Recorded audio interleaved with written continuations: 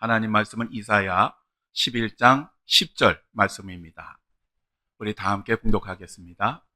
그날에 이새의 뿌리에서 한 싹이 나서 만민의 기치로 설 것이요 열방이 그에게로 돌아가리니 그가 거한 곳이 영화로우리로다. 아멘. 자리에 앉으시죠. 오늘은 이 말씀 가지고 이새의 뿌리에서 한 싹이 나서라는 제목으로 함께 말씀을 나누겠습니다. 제가 어렸을 때 자주 불렀던 그 집 앞이라고 하는 가곡이 있습니다. 아마 여러분도 많이 부르셨을 텐데, 오가며 그 집 앞을 지나노라면 그리워 나도 몰래 발이 머물고 오히려 눈에 띌까 다시 걸어도 되오면 그 자리에 서졌습니다. 이 노래를 부르면 왠지 설렘이 있고 기다림이 생각나는 그러한 노래입니다. 이제 성탄절이 다가오고 있습니다. 요즘 쇼핑몰에만 가도 아주 성탄절과 관련된 아주 화려하고 아름다운 장식들 쉽게 볼 수 있고, 또 캐롤송도 아주 쉽게 들을 수가 있습니다. 교회와 성도들은 아주 조용한데 이미 강림절 전부터 세상은 이렇게 화려하게 성탄을 장식하고 있습니다. 그러한 모습을 보면서 저도 12월이 되면 예전의 성탄절을 돌이켜봅니다. 그때는 12월만 되면 아주 그 가슴이 설레이고 그때부터 이제 성탄절을 준비를 하였는데, 지금은 이제 돌이켜보면 그러한 것들은 과거에 아름답고 좋았던 추억으로만 남았을 뿐, 이제는 12월이 돼도 설렘이 없습니다. 심지어는 성탄절 날이 되어도 설렘이 없습니다. 그래서 가끔 이제는 내 심장에 뭔가 문제가 생긴 거 아닌가라는 생각을 하기도 합니다. 여러분은 어떠십니까? 성탄절 하면 왠지 모를 설렘, 그런 기다림이 있으십니까? 저하고 비슷하신 것 같습니다. 구약 시대의 마지막 선지자는 말라기였습니다. 이 말라기라는 선지자는 나의 사자라고 하는 그런 이름의 의미인데요, BC 450년에서 400년 사이에 예언 활동을 했던 그러한 선지자였습니다. 그리고 이 말라기 선지자가 활동했던 그 당시는 바벨론 포로 시대가 지난 이후의 시대였습니다. 당시 이스라엘 백성들은 이 바벨론 포로 70년이 주는 교훈을 완전히 잊었습니다. 그래서 그 이전의 삶으로 완전히 돌아가서 살고 있었습니다. 제사장들은 완전히 타락해서 눈멀고 병든 재물을 골라서 오히려 하나님께 드렸고, 그러면서도 양심의 가책이 전혀 없었습니다. 그러니 제사를 제대로 드렸겠습니까? 제사도 그냥 대충 드렸습니다. 그들은 성소를 더럽혔습니다. 그래서 하나님께서 차라리 성전문을 닫았으면 좋겠다라고 탄식을 할 만한 그러한 정도였습니다. 또 이러한 제사장들은 잘못된 가르침으로 백성들을 잘못 인도하였습니다. 그래서 이스라엘 백성들은 하나님께서 보시기에 정말 가증한 일들, 하나님 속을 뒤집어 놓을 만한 일들만 골라서 행했습니다. 하나님이 금지하신 그러한 우상 숭배하는 여인들과 결혼을 했고, 남편들은 바람을 피웠습니다. 하나님께 드려야 할 11조하고 예물을 도둑질하기도 하였습니다.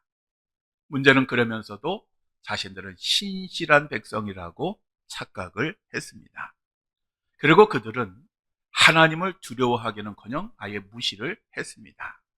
그래서 분노하신 하나님은 그들을 용광의 불과 같은 그러한 심판으로 심판하시겠다라고 선언을 하셨고, 죄를 지은 사람은 한 사람도 남김없이 죽일 것이다라고 선언을 하셨습니다.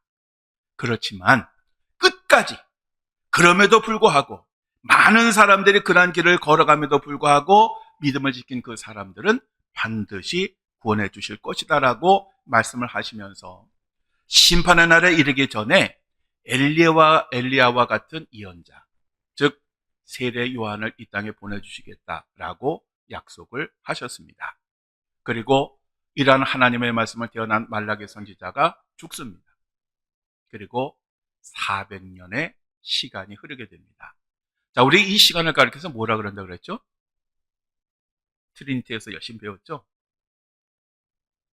400, 구약 성경이 끝나고 신약성경이 시작되기까지 400년의 그 기간을 침묵기라고 부릅니다. 왜 침묵기라고 부르느냐? 이 기간 동안에는 공인된 선지자가 없었기 때문입니다. 이 시간들은 어떻게 보면 하나님께서는 이제 이스라엘 백성들에 대해서 완전히 관심을 끄는 것 같아요. 그러니까 이스라엘 백성들이 어떻게 되든 이제는 전혀 신경 쓰지 않을 것 같은 그런 시기였습니다. 그런데 인간들이 보기엔 그랬지만 사실 이 400년의 이 기간이라고 하는 것은 하나님께서 죄로 인하여 절망에 빠진 인간들을 구원하실 구원자 예수 그리스도를 이 땅에 보내시기 위해서 준비하시는 그런 시간들이었습니다. 그리고 드디어 때가 차매 독생자 예수 그리스도가 이 땅에 오셨습니다. 바로 그날이 성탄절입니다. 오늘 본문 말씀인 이사야 11장 10절에 보면 그날의 이새의 뿌리에서 한 싹이 나서 만민의 기치로 설 것이요 열방이 그에게로 돌아오리니 그가 거한 곳이 영화로우리로다 라고 말씀을 합니다. 이 말씀을 현대인의 성경은 이렇게 번역합니다. 우리 함께 읽겠습니다. 이날에 이새의 후손이 온 세계의 구원의 상징이 될 것이며 모든 민족이 그에게 모여들 것이요 그가 사는 땅은 영광스러운 곳이 될 것이다. 아멘. 이 말씀은 아주 오래전에 수많은 선지자들을 통해서 예언되었던 바로 그 예수님이 이 땅에 오시게 될 것이고 그렇게 되면 세상 사람들이 그 예수 그리스도를 보고 경배하러 모일 것이다 라고 하는 그런 말씀입니다. 강림절은 단순히 이 땅에 오신 예수님을 기억하고 감사하는 그러한 절기가 아니라 앞으로 재림주로 오실 예수님을 기다리는 그러한 절기이기도 한 것입니다. 우리는 다시 오실 예수님을 기다려야 됩니다. 그런데 그 기다린다고 하는 것이 아무것도 하지 않고 그냥 모여서 기도하고 예배드리며 기다리는 것이 아니라 예수님께서 이 땅에 오실 길을 준비하는 그러한 삶을 살면서 기다려야 합니다. 노아는 물로 세상을 심판하실 것이라는 하나님의 말씀을 듣고 사람들에게 함께 방주를 지어서 죽음을 면하자라고 그렇게 이야기를 하면서 무려 120년 동안 방주를 지었습니다. 그런데 사람들은 이러한 노아의 말을 듣고 미쳤다라고 그랬습니다. 왜냐하면 그들이 있는 땅은 높은 땅입니다. 산입니다. 그리고 과거에 한 번도 물이 그곳에 미친 적이 없습니다. 그런데 홍수로 세상이 잠긴다라고 하니 사람들은 당연히 노아를 미쳤다라고 그렇게 얘기를 합니다. 근데 노아가 120년을 배를 지었거든요. 그러니 그 기간 동안 사람들이 얼마나 이 노아를 조롱했겠습니까? 그럼에도 불구하고 노아는 꾸준히 계속 사람들에게 심판을 전하면서 이 노아를 지었습니다. 세례 요한도 그랬습니다. 세례 요한은 유대 광야에서 낙대털로 만든 그 옷을 입고 석청하고 메뚜기를 먹어가면서 회개를 외쳤습니다. 그리고 자기 자신을 가리켜서 주의 길을 곧게 하라고 광야에서 외치는 자의 소리라고 그렇게 소개를 하였습니다. 우리가 열심히 예배를 드리고 열심히 기도를 하고 교회 내에서 헌신하고 봉사하는 것만 갖고는 안 됩니다. 우리는 교회 울타리를 넘어서 세상으로 가야 합니다. 그리고 하나님을 부인하고 조롱하는 사람들에게 복음을 전해야 합니다. 그들의 죄된 마음을 일깨워서 주님께서 오실 그때에 주님을 영접할 수 있도록 그 사역을 우리가 해야 합니다. 누가복음 9장 28절 이하에 보면 예수님께서 베드로와 요한과 야고보를 데리고 산에 기도하러 가셨습니다. 그리고 그곳에서 기도하시는데 어느 순간에 예수님의 모습이 변화되기 시작합니다. 그리고 예수님의 그 입으신 옷에 광채가 나기 시작합니다. 그리고 예수님께서 모세와 엘리야와 더불어 대화를 나누십니다. 근데 그때의 제자들이 졸았어요. 졸고 있다가 어느 순간에 깨어보니까 바로 예수님이 그렇게 변화된 모습으로 그들이 존경하는 모세와 엘리야와 대화를 하고 있는 모습을 보았습니다. 그리고 조금 후에 이제 모세와 엘리야가 사라지게 되니까 베드로가 예수님에게 가서 이렇게 이야기를 합니다. 우리 함께 읽겠습니다. 주여, 우리가 여기 있는 것이 좋사오니 우리가 초막셋을 짓되 하나는 주를 위하여, 하나는 모세를 위하여, 하나는 엘리야를 위하여 하사이다. 아멘. 베드로가 왜 이런 이야기를 했냐 하면 그 자리가 너무 좋았어요. 너무 좋았어요. 사실 그 이전에 그들은 유대 종교 지도자들에 의해서 박해와 소름도 많이 당했지요. 조롱도 받았지요. 수시로 시비를 걸었습니다. 그런데 그곳에는 그런 게 없었습니다. 또 뿐만 아니라 당시 로마 제국의 압제도 없었고, 그리고 헤롯 대왕의 횡포도 그 자리에는 없었습니다. 그냥 영광만이 가득한 너무 좋은 그러한 자리였습니다. 이 자리는 이제는 뭘 먹어야 될지 걱정할 필요도 없고, 먹을 것을 위해서 돈을 어떻게 준비해야 될지 고민할 필요도 없었습니다. 그냥 그 모든 것이 완전했습니다. 그래서 베드로는 여기가 좋사오니 라고 그렇게 예수님께 말씀을 드렸던 것입니다.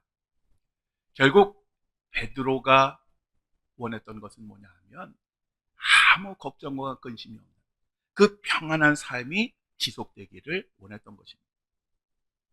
그런데 예수님은 그렇게 하지 않으셨습니다. 예수님은 그러한 제자들을 데리고 세상으로 내려가셨습니다. 왜냐하면 세상에는 해야 할 사명이 기다리고 있었기 때문입니다. 사실 우리도 이러한 평안한 삶을 소망을 합니다. 그리고 이러한 평안한 때가 오면 이것이 영원히 지속되기를 원합니다. 이것이 본능입니다. 그렇지만 우리들에게 주어진 그 일이 있다는 사실을 늘 잊으면 안 됩니다. 현실에 안주하고 현실에 주저앉으면 그때부터 우리들의 영혼은 병들게 되어 있는 것입니다. 예수님은 세상을 떠나시면서 그 사명을 우리들에게 맡기셨습니다. 이 사명은 세상 끝까지 가서 복음을 증거하라고 하는 그런 사명입니다. 우리가 이 사명을 끝까지 감당할 때에 예수님께서 이 땅에 다시 오시게 되는 것입니다. 그러니까 우리가 해야 될 일은 예수님께서 다시 오실 때까지 이 사명을 매일매일 우리들의 삶의 현장에서 감당을 하는 것입니다. 예수님께서 곧 오시겠다고 약속하셨는데 2000년이 지나도록 왜 아직 안 오시는가? 사실 예수님 시대 많은 사람들이 자기들이 살아있을 때 예수님이 올 것이라고 믿었습니다. 그리고 열심히 복음을 전했습니다. 그들은 박해도 두려워하지 않았고 죽음도 마다하지 않았습니다. 그런데 예수님이 오시지 않았습니다. 그 다음 세대가 예수님이 오실 것을 믿었지만 예수님 오시지 않았습니다. 그렇게 무려 2000년이 지났습니다. 그러면 왜 예수님이 오시지 않을까요? 예수님은 지키지 못할 약속을 하신 걸까요? 아니면 거짓된 약속을 하신 걸까요? 아닙니다. 여기에는 큰 뜻이 있으십니다. 베드로서 3장 9절에 이렇게 말씀합니다. 우리 함께 읽겠습니다. 주의 약속은 어떤 이들이 더디다고 생각하는 것 같이 더딘 것이 아니라 오직 주께서는 너희를 대하여 오래 참으사 아무도 멸망하지 아니하고 다 회개하게 이르기를 원하시느니라. 아멘. 이 말씀 앞에 보면 뭐라고 기록되어 있냐면 하나님께는 하루가 1000년 같고 1000년이 하루 같다라고 전제를 합니다. 그러니까 우리가 보기에 2000년은 너무너무 긴 시간입니다. 100년을 한 세대로 했을 때 20세대나 지난 엄청난 시간이지만 하나님께서 보시기에 또 영원이라고 하는 그 시간의 기준으로 보면 이 2000년이라고 하는 것은 그리 긴 시간이 아니라는 것입니다. 그러면 왜 예수님께서 오시지 않느냐? 그것은 예수님께서 오시게 되면 마지막 심판이 있게 될 터인데 그 심판의 때가 오기 전에 한 영혼이라도 더 구원받기를 원하시는 하나님의 사랑의 마음 때문이라고 하는 것입니다.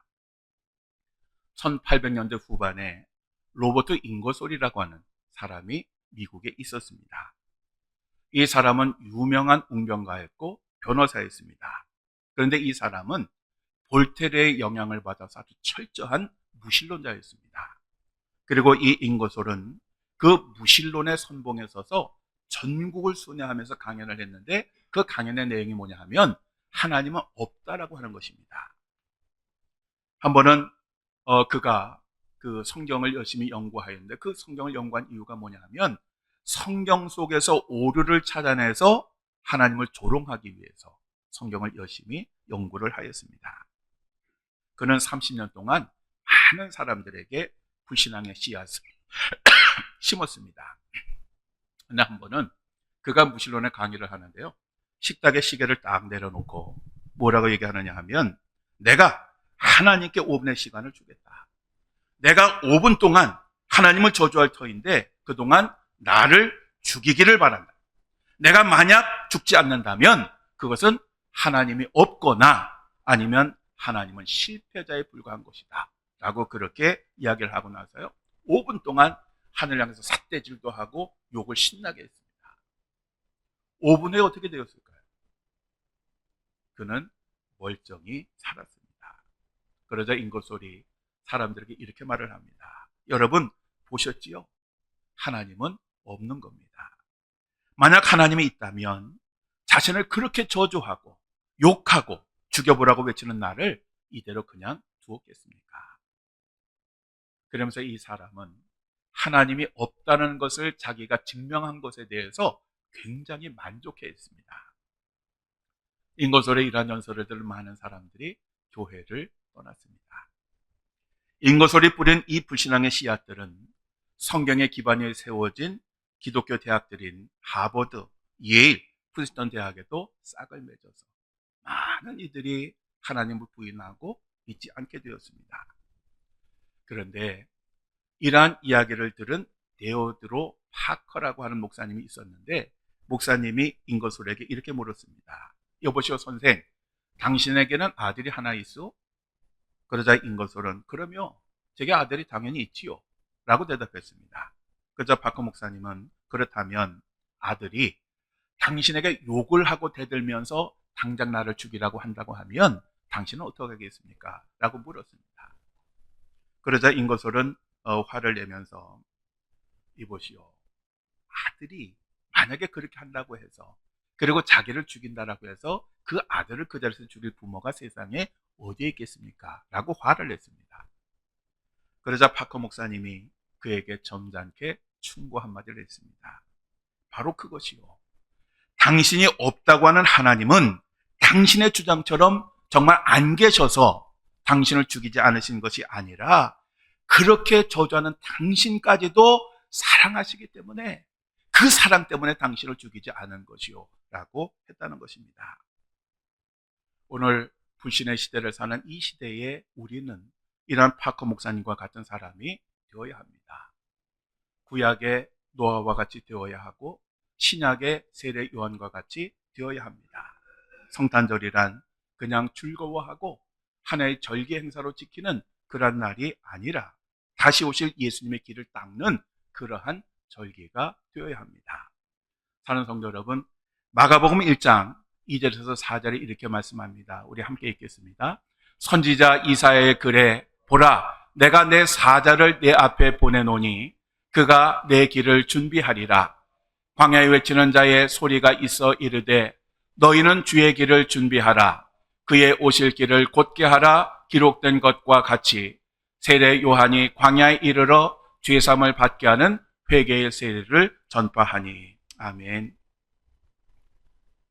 예수님은 우리들에게 예수님 오실 길을 곧게 하며 준비하라고 명령을 하셨습니다. 여기서 이 준비하라라고 하는 이 단어는 부정과거 명령형입니다. 헬라어에서 이 부정과거 명령형은 과거와 현재와 미래를 아우르는 그러한 시간적 개념이 있습니다. 즉 과거에도 있었고 지금에도 일어나고 있고 미래에도 일어나야 하는 것. 즉 준비하라라고 하는 이 단어는 과거에 너희들 한번 준비해 이게 아니고요, 과거에 준비했듯이 지금도 준비해야 되고 앞으로도 준비해야 된다라고 하는 그러한 말씀입니다. 즉 재림하실 예수님을 준비하는 그것은 과거에만 있었던 것이 아니라 오늘도 있어야 하고 내일도 있어야 하는 그러한 일이라고 하는 것입니다. 오늘 이 일을 감당하는 사람, 즉 다시 오실 예수님의 그 길을 준비하는 사람이 진정한 강림절의 의미를 실천하는 사람이요 성탄절을 기쁨으로 준비할 수 있는 그러한 사람인 것입니다. 우리 마지막으로 영상 하나 보시겠습니다.